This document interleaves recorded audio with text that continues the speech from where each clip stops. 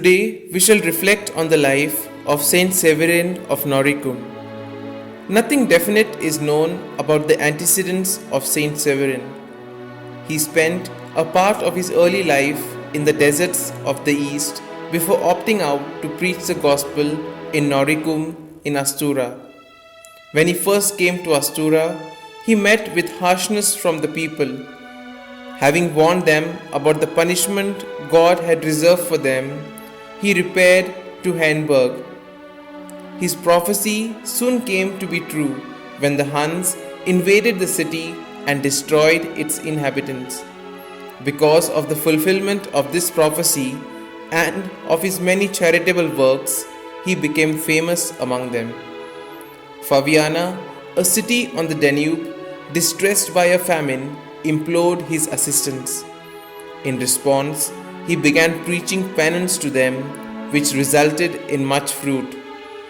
He so fervently implored a rich woman who had hoarded up more than she needed that she distributed much of her provisions among the poor.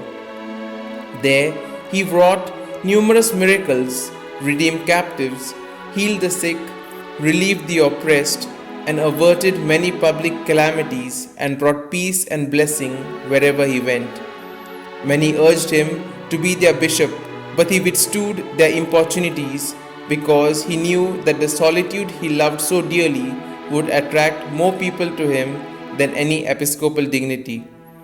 He established a monastery at Biotro near Passau and another at Faviana. He fasted until sunset and always walked barefoot. His cell was so low that the kings and princes of the barbarians who came to visit him could not stand aright in it. Severin had foretold his death long before he fell ill on the 15th of January 482. He passed away on the 4th day of his illness.